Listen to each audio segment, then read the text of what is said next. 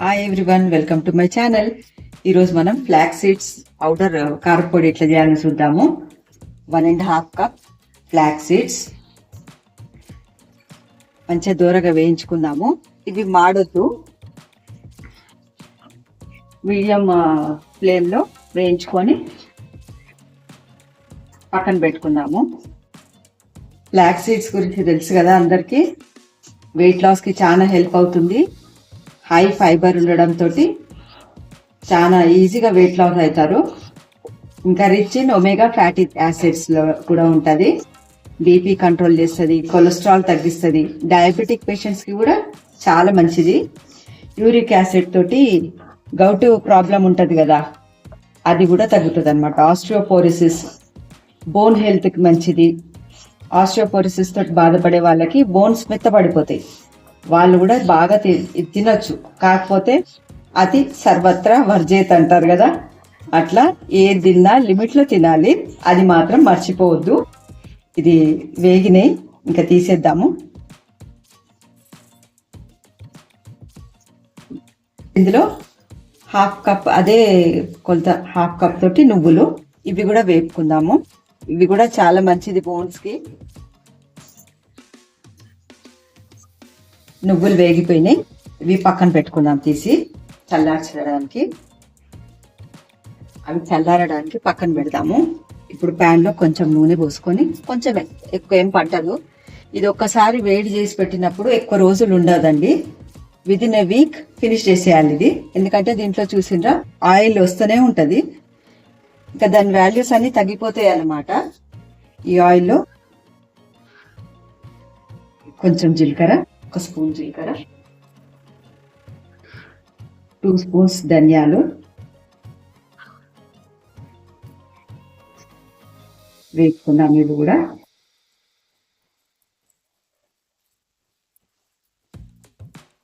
Constipation problem ఉన్న వాళ్ళు కూడా తీసుకోవచ్చు ఇది.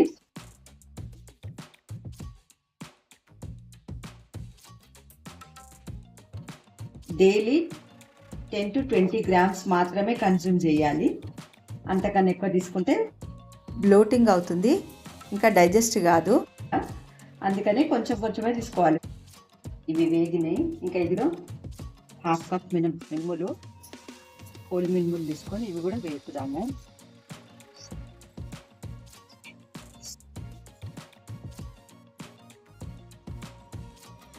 ఇవి కొంచెం దూరగా వేపాలి, మంచి కమ్మటి స్మెల్ వస్తుంది కదా, అప్పటి వరకు వేయించుకొని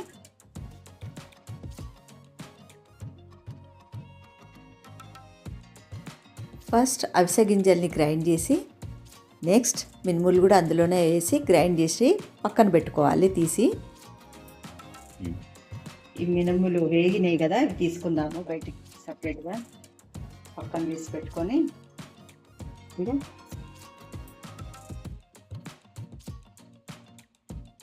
ఆయిల్ వేసి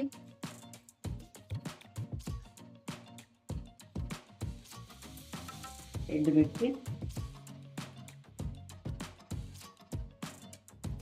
ఒక 7-8 వరకు ఎండుమిర్చి, వెల్లుల్లిపాయలు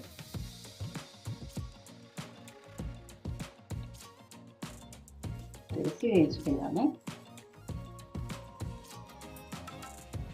కొలెస్ట్రాల్కి చాలా మంచిది ఇది పొడి. కొలెస్ట్రాల్ తగ్గిస్తుంది, ఒమేగా ఫ్యాటీ యాసిడ్స్ ఉంటాయి. వెజిటేరియన్స్కి ఉండేది ఫ్యాటీ యాసిడ్స్ లభించేది ఇది ది బెస్ట్ ఫుడ్ అనమాట. జనరలీ ఫిష్ తింటారు కదా ఒమేగా ఫ్యాటీ యాసిడ్స్ కోసం, వెజిటేరియన్స్ ఇది తినొచ్చు. డైలీ ఫిష్ కూడా తినలేము, దాని బదులు ఇట్లా తింటే చాలా హెల్త్కి చాలా మంచిది. పీసీఓడి ఇష్యూస్ ఉన్న వాళ్ళకి, మెనోపాజ్ స్టేజ్లో ఉన్న వాళ్ళకి ఫ్లాక్ సీడ్స్ సూపర్ ఫుడ్ అని చెప్పొచ్చు. ఈ ఫ్లాక్ సీడ్స్ కారపొడి పప్పుతో తిన్నా, కర్రీస్తో తిన్నా చాలా బాగుంటుంది టేస్ట్.